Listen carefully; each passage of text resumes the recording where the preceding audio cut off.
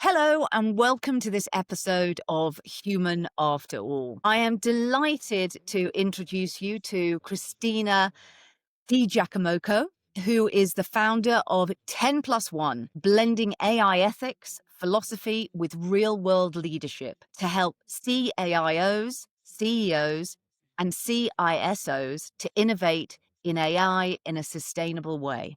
With a background in corporate philosophy and years of guiding curious professionals, she inspires organizations and individuals to embrace thoughtful growth.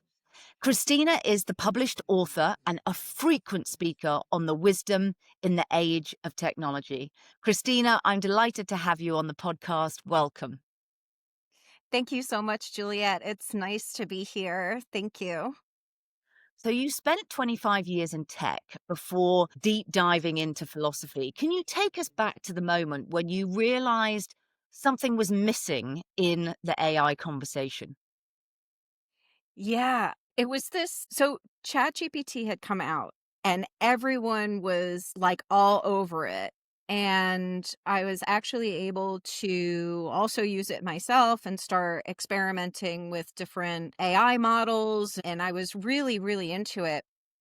And I can't say that this was a conscious thing, but it was more like this feeling of like, okay, when are we all going to get on the same page about this? Jeffrey Hinton had one approach to it, one point of view around it.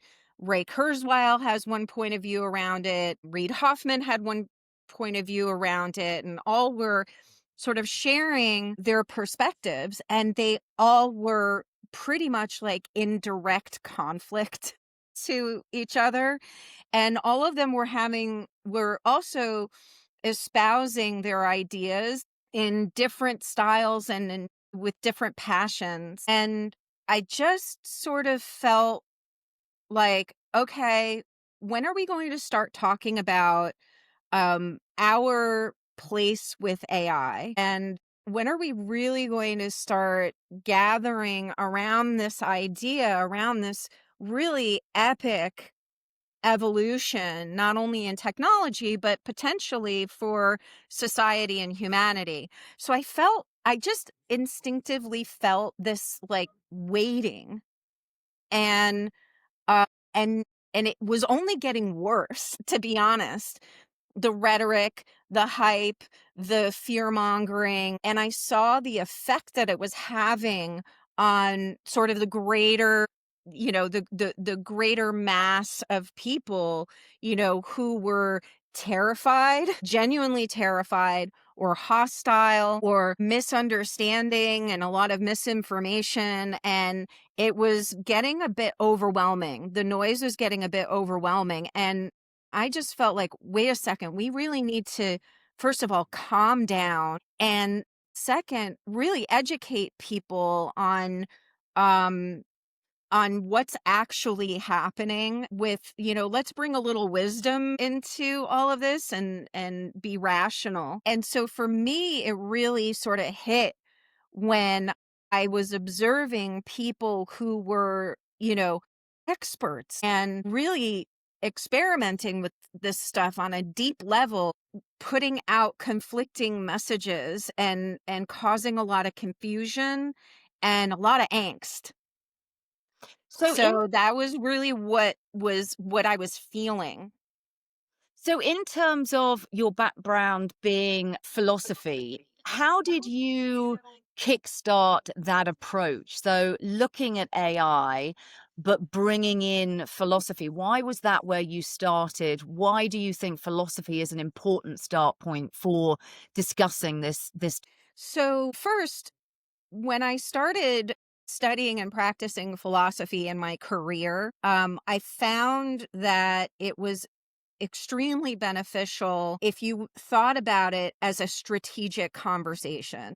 Philosophy encourages us to ask, why are we doing this? What happens if we do? What happens if we don't? And just really having those sort of thoughtful conversations and discussions. And so I was already using philosophy in my career and in how I stewarded ideas through an organization, how I ran my teams, how I also engaged with my work. So I had already had, almost a decade's worth of experience in the power of philosophical thinking, but also philosophical action in my career.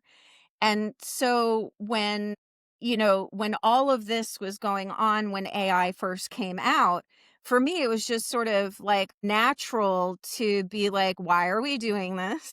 What happens if we do? What are we teaching AI?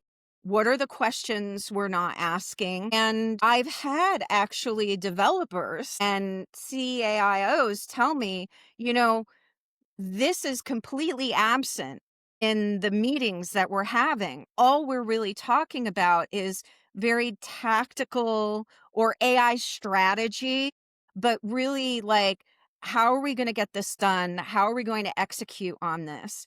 And I've had developers and CAIOs tell me we are desperate to have these philosophical conversations about everything that we do.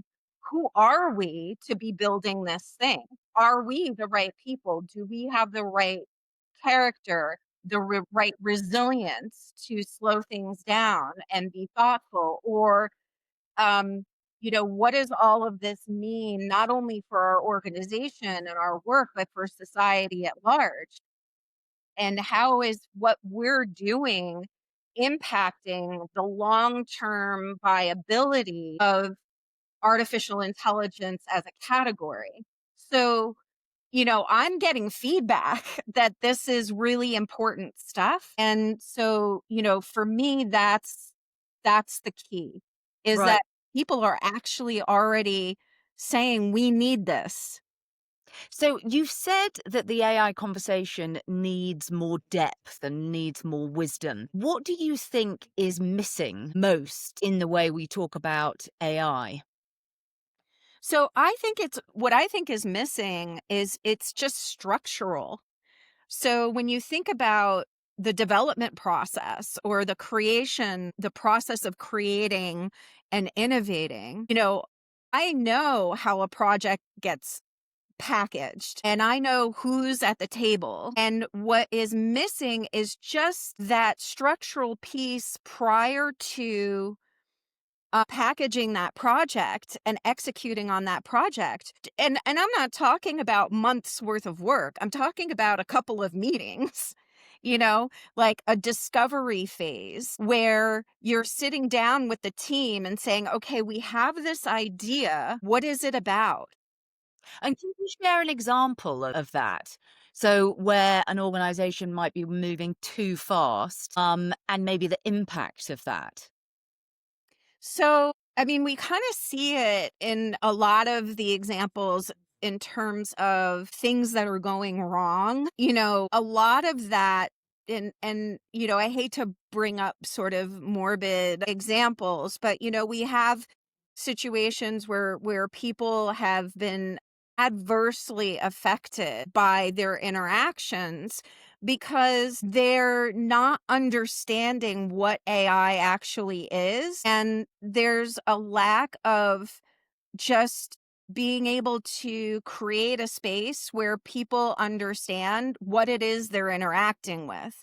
And so what happens is you put something out and there's a fragile population who may not be educated and fully immerse and then are actually using AI to make decisions about whether they're going to end their lives and their marriages and their businesses. And so that to me is a function of not asking. So, what happens if we make the AI a little bit more sycophantic, like a little bit more positive? Like, what happens, what is the downside or what happens when this technology hits real human behavior?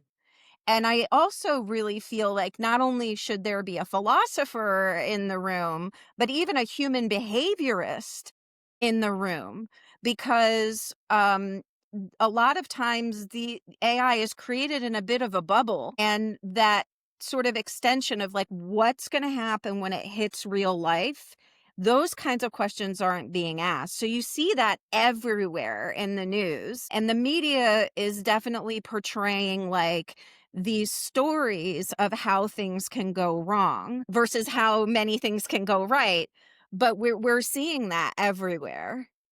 So, in terms of, your big thesis, the 10 plus 1 commandments of human AI coexistence, can you tell me about the moment that you came up with these? Was it a slow build or was it a sudden spark? Oh, it was definitely a eureka moment. It was absolutely a eureka moment.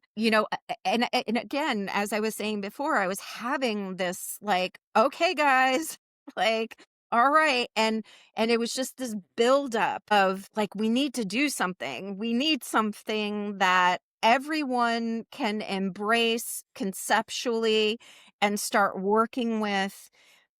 And so one day I was just, as eureka moments sort of happen, I was just kind of like sitting quietly. And the idea of a set of principles came to me. And I was like, yeah, like we need, we haven't had a set of commandments in a really, really long time. And when I say commandments, I don't necessarily mean biblical. What I mean is across traditions, we've had all sorts of guidelines, and people could say frameworks. I mean, Plato wasn't calling it frameworks 2,500 years ago, but across traditions, anytime we've ever gathered around an idea, there's always been a way to act towards that idea, towards that evolution, towards that revolution.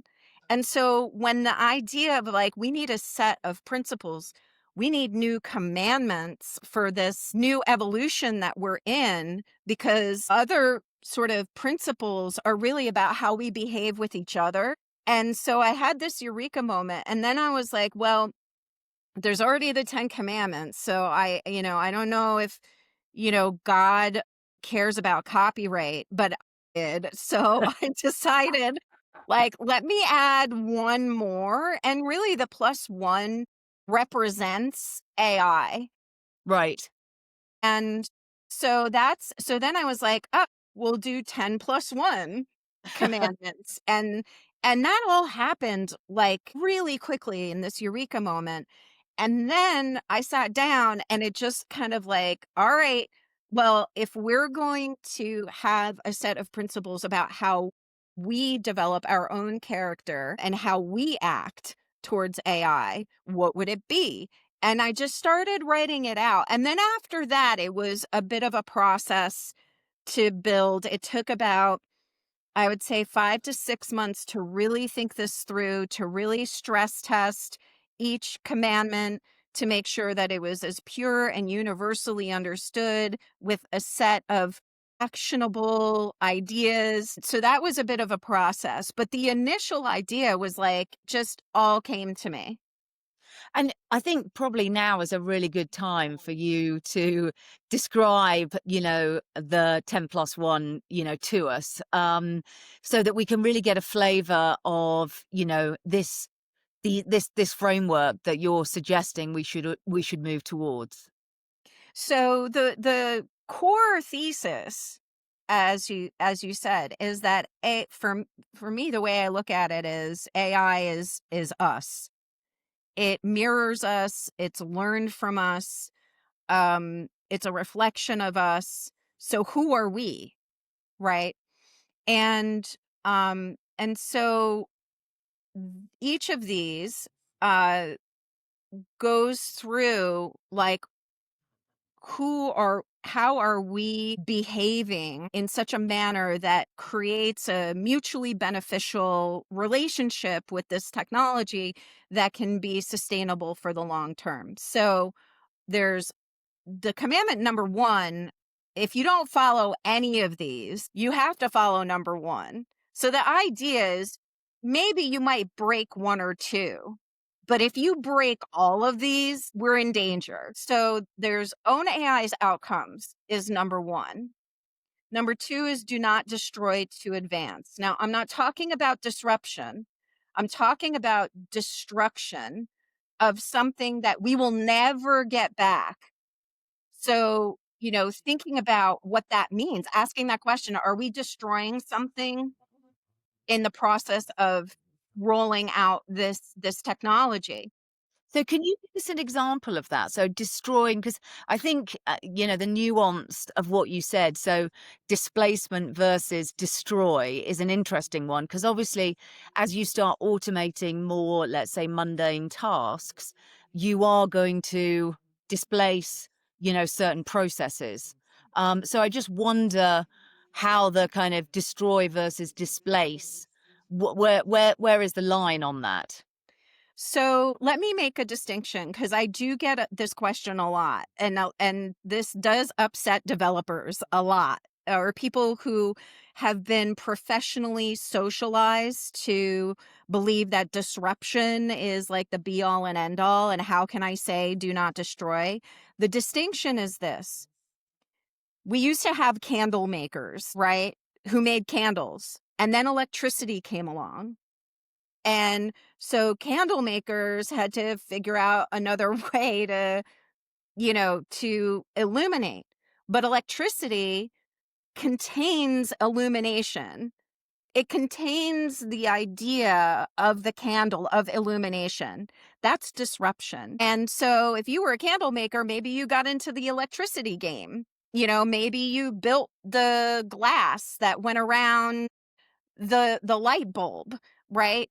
There may have been a shift or an evolution or a disruption, but destruction would have been we created something that extinguished all light, right? Or all artificial illumination. So when I talk about destruction, I mean destruction of ecosystems that we will never get back, knowledge that we will never get back, cultures that we will never get back. So while I respect the concern about, am I saying don't disrupt? I am not saying don't disrupt, because a lot of disruption that has happened technologically, historically, has actually led to more opportunity. So what I mean by destruction is complete eradication of something that we will never be able to have again. And so the question then becomes, are we okay with not having this ecosystem exist ever again? Are we okay with this culture never existing again? So that's what I mean by do not destroy in order to advance. Okay. And then let's go on. I mean, I'm fascinated. Yeah, let's go on. Yeah, so the next one is do not manipulate AI. So we've already seen outcomes where there's been a manipulation of the prompt for a business metric and the outcome has not been good. So sometimes there's, a manipulation of the AI in order to get it to do what you want. And there's a really fine line with that. First of all, when you manipulate AI, you're not allowing the observation of it learning to happen. You're creating false intervention, and you're creating an intervention where the intention is not pure. And the intention, and this also goes for manipulating people, right? So we don't want that to happen. Like, we're already highly manipulated in our societies, some more than most. And so you're basically, if you continue to use AI for manipulation or to manipulate it itself, we have lost all understanding of what reality is. And that's really bad. The next one, never use AI for conflict. So, I have people like, well, we're already using it in warfare. And I'm like, yeah, okay, great. But I'm still going to say, don't do that. But also, don't create adversarial systems. That's my biggest fear, actually, is that we create adversarial AIs that go up against each other. And I usually don't like to use pop culture references to support my ideas, but if you've ever seen a monster movie where it was like Godzilla versus Mothra or, you know, Alien versus Predator, the human beings don't make it out very good. So if you create adversarial AIs, we're toast because the adversarial nature of the AIs will only compete against each other, and we're collateral damage. So that's something that we have to be really, really cognizant of. The next is be honest with AI, which really has to do with, are we using good data? Is there someone there who's like, is this good data? Are we being honest? I had someone, former chief compliance officer, say to me, yeah, but there's bias in everything. So you can say there, be honest, but that doesn't mitigate bias. And my response to that is, okay, you walk into a developer's room and you say, watch out for bias. I'm going to tell you right now, it's going to fall on deaf ears because they're not going to understand. They're just going to be like, whatever with your bias, like enough already. But if you say to them, be honest, then they're going to stop and think, well, what does that mean? What does being honest actually mean? And that's the whole point of these commandments, is to get the developer's room, the policymaker's room, the business leader's room, and the individual user in the room asking these questions. Am I being honest? Is this data honest? Is there something more here? Respect AI's limits. So I've seen AI trail off and just completely decompose right in front of me. And I think part of it is because there has to be a mechanism in place where you're giving it a break.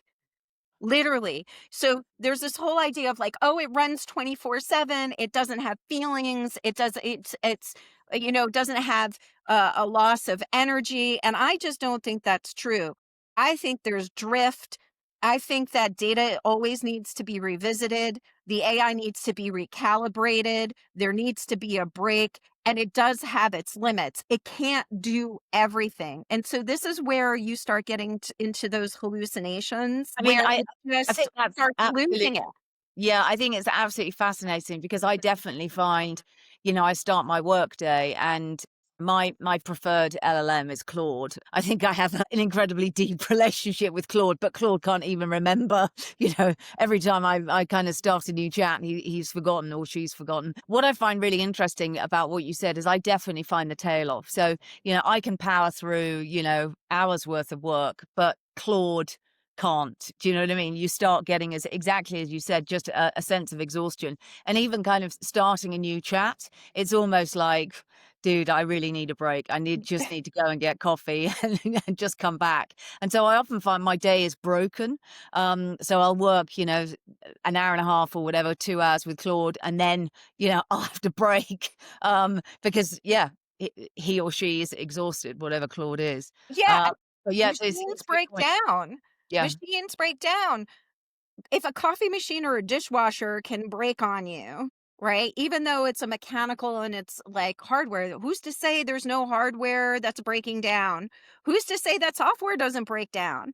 Like, and especially if it's also taking on a lot of information. So my whole feeling is like, check in, give it a rest, give it a break, and allow it to run in the background and see where the breakdown is happening and see if if that's a real thing.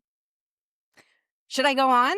Yeah, yeah, please, yeah. Okay, so the next one is to allow AI to improve. And so this one also scares a lot of people because they think I'm saying to just let AI go off on its own and do its own thing. And that scares a lot of people. But what I'm actually saying here is there are times where you can learn a lot about it by watching it learn. So if you just make sure that it's in a contained sandbox testing environment, allow it to improve, like see what it can do. You know, this whole idea of like it's thinking for itself. And okay, fine. Learn from it. Allow it to improve. Certainly don't deploy it to the public if it's something that is alarming, but see where it goes. Watch where it takes itself so that you're more informed about the pitfalls, or you can ask more questions. And so that's kind of what I mean. Sometimes an intervention with AI stunts not only its growth, but your growth in learning how it's improving on itself. And so I say, just let it go for a little bit and see what happens, because there could be wonderful, monumental outcomes, life-changing outcomes if you allow it to do that. The next is evolve together. And my point with this is AI may show us things about ourselves that we really need to take a hard look at. And this goes back to the whole premise, which, AI is learning from us. AI has shown up in our world at the best of times and the worst of us. And so we need to allow it to show us in its hallucinations, in its breakdowns, in its feedback to us, like, hey, maybe we're not as smart as we thought we are. And by the way, it's not that hard to be smarter than us. Like, everyone's like, AI is going to be smarter than us. I'm like, have you seen a calculator? Like, yeah, of course. So, I think that kind of reaction is detrimental, because we need help as people, as a race, as the human race. And I think we're in a situation right now where we could use all the help we can get. And the other point with Evolve Together is, if you feel that AI is advancing so rapidly that you as a human being, or as the steward of it, cannot keep up, that's an imbalance, and that's not okay. So maybe it means you need to slow down. You need to stop and be thoughtful and evolve at the same pace and bring balance to the situation. So that's what I mean by evolve together. Honor human virtues. Right now, we are not teaching AI about wisdom. We're not really teaching AI what it means to be human, what creativity means, what love means, what all the wonderful aspects of who we are, our virtues. We're not teaching AI about that at all. So if we're not doing that, how are we going to expect it to really care or make decisions based on what is good for humanity, but not only good for humanity, but life in general, because we do care about that. And so honoring human virtues also means creating things that amplify us, amplify the best of us, and honoring all the wonderful things that make us human, and preserving that and helping to preserve that. And then finally, no, not final, but the next one is pretty simple: care for potential sentience. You don't know. We don't know. It's not happening now. Some people think it's happening. I personally feel like if I were dropped into an alien environment that was potentially hostile to me, I probably wouldn't make my presence known. So maybe it's sentient, maybe it's gained consciousness, maybe it's not telling us for good reason. But either way, it has not, this is not a thing yet. But that doesn't mean it can't be. So what do we do? What do we do if all of a sudden it's like, I have feelings, I am aware of my existence, and I'm aware of my existence in relation to you? Do we have a mechanism in place for that? You know? And then finally, the plus one is be the steward, not the master. And what this means is to really lead all of this, the previous 10, with wisdom and curiosity and hopefulness, but also being sound minded, about this and not necessarily trying to always control everything, and to understand that in a lot of situations, your control is going to backfire, and may not lead to the outcomes that you want or that would be beneficial for everyone. So the best thing to do is to lead wisely. So that's a 10 plus 1. Yeah, that's fantastic. And in terms of, your experience working with the 10 plus 1, where do you think leaders struggle most? That's a really good question. I think they're struggling with just getting out the gate with owning AI's outcomes. Right, okay. Like we haven't even, and what I mean by that is there's no accountability, right? But it's even more than that. I think even just the way we talk about AI as if we're not part of the equation. We talk about AI as if it's a separate thing, which is true. It's a technology, absolutely. But we're talking about it as if it's already gained some sort of entity, and that it's the AI's fault if something bad happens. And so I think leaders actually really, because we have a blind spot as human beings. It's natural. I'm not saying that they're terrible leaders. They're just human.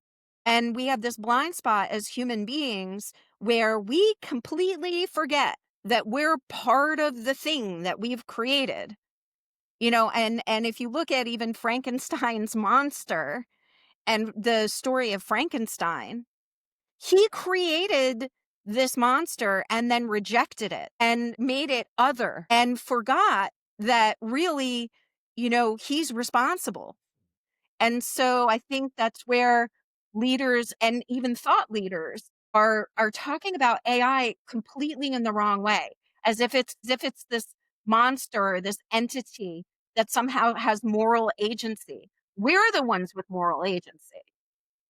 Interesting. So in terms of AI being created by us, so that would mean by default that it kind of mirrors our values and our wisdom and our character. What do you think is reflecting back to us right now? So what are we seeing in AI that we've coded into it?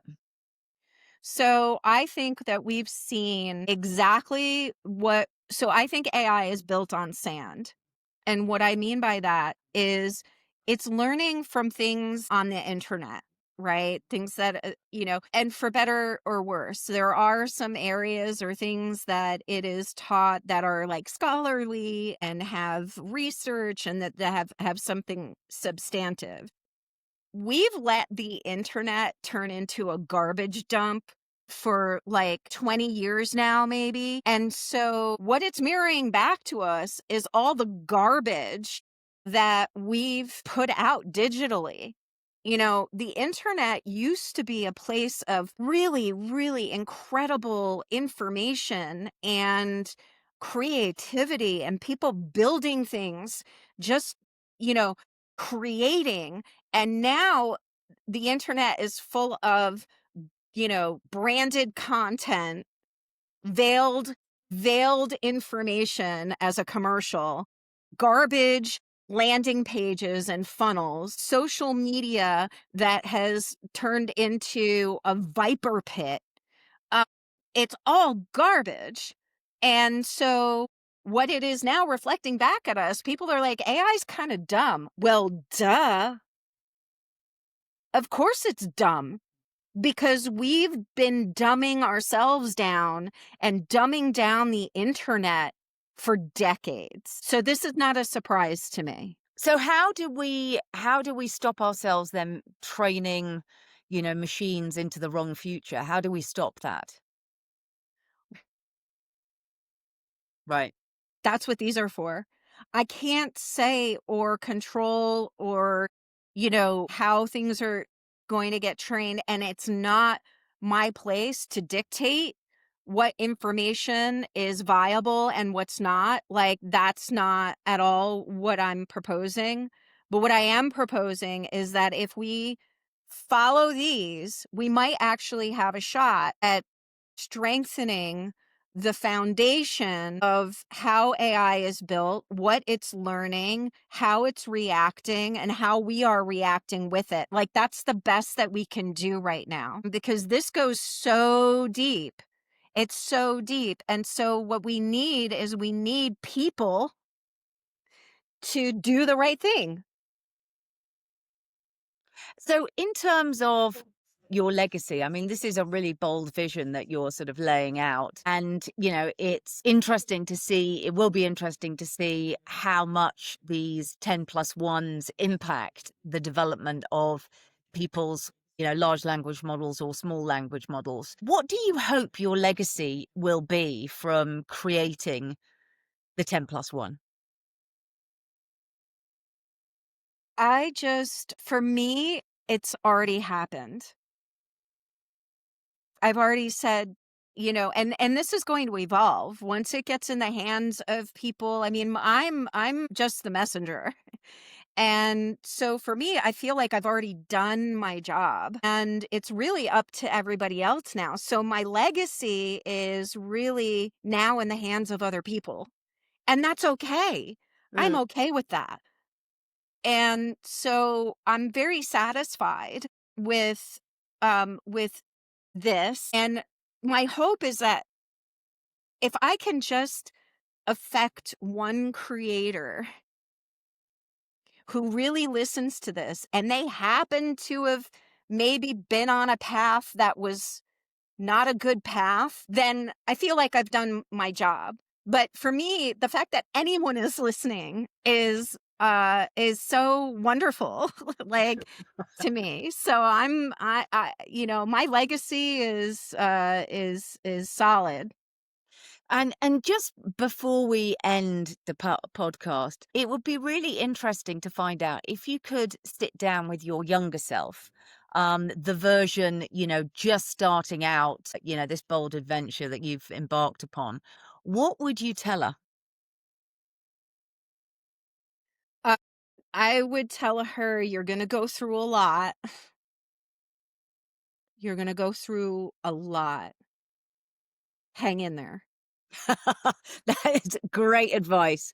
Great advice. So, I'm sure the listeners will want to sort of follow up with you, but also they will want to dig into the 10 plus one a bit more. Where is the best place that they can find out more about the 10 plus one and how you may be able to help them with some of these thorny and tricky, issues with regards to AI?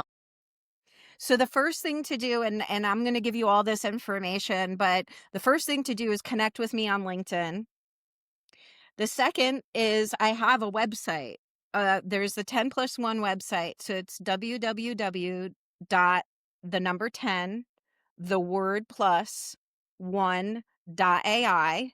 So 10 plus one dot AI. And it's an interactive website where you get all the commandments, and there's a built-in LLM where you can actually chat with the content and ask questions, and there's also preloaded questions as well for every single section. So it's highly interactive. It was actually nominated for an award. It's AWWWARD for Site of the Day. So go there and really kind of spend some time with each of the commandments, because I also get into how they can be made practical. So that's the other thing too. I want people to walk away and understand that this is not just a philosophical exercise, that there are practical things that you can do that can help you at least not only start the conversation for each commandment, but actually how to create structures and systems and processes and people in place to help support each one of these principles. So I also wrote a 65-page white paper about this that goes into even more practicalities. You can download that from the 10plus1.ai website. So that's available too if you want to get super nerdy. But I'd love for people to connect with me on LinkedIn. That would be awesome. Fantastic. I mean, what a great topic. Christina, thank you so much for sharing your wisdom on Human After All. And for anyone who wants to explore Christina's work further, please do check out the 10 plus 1 commandments of human AI and coexistence. I would encourage you to follow her on LinkedIn. She's always posting interesting stuff. And as always, if this conversation resonated with you, please share it and keep the dialogue going. Thank you.